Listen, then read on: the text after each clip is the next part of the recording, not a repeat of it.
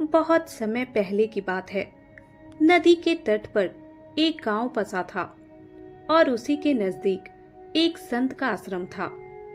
एक बार संत अपने शिष्यों के साथ नदी में स्नान कर रहे थे। तभी एक राहगीर वहां आया और संत से पूछने लगा, महाराज, मैं परदेश से आया हूँ और इस जगह पर नया हूँ। क्या आप बता सकते हैं कि इस गांव में किस तरह के लोग रहते हैं? यह सुनकर संत ने उससे कहा, भाई, मैं तुम्हारे सवाल का जवाब बाद में दूंगा। पहले तुम मुझे यह बताओ कि तुम जहाँ से आए हो वहाँ किस प्रकार के लोग रहते हैं। इस पर वह व्यक्ति बोला, उनके बारे में क्या कहूँ महाराज, वहाँ तो एक से एक कपटी, दुष्ट और बुरे लोग बसे हुए हैं।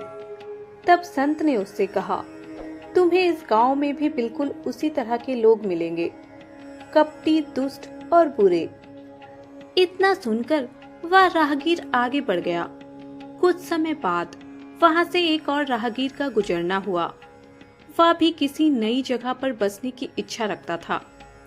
उसने संत से पूछा, महात्मन, मुझे यहाँ की आबो हवा ठीक लगती है। क्या आप बता सकते हैं कि इस गांव में कैसे लोग रहते हैं? संत ने उससे भी वही सवाल पूछा जो उन्होंने पहले राहगीर से पूछा था।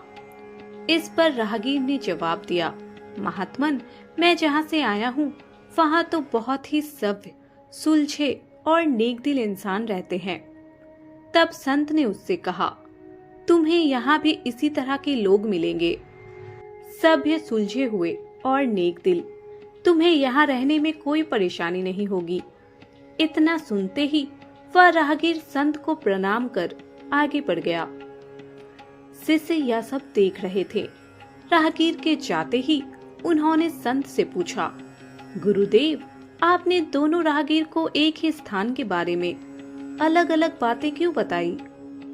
इस पर संत ने उससे कहा, वत्स, आमतौर पर हम चीजों को वैसे ही देखते हैं जैसे वे हैं, बल्कि उन्हें हम उसी के हिसाब से देखते हैं जैसे कि हम खुद हैं।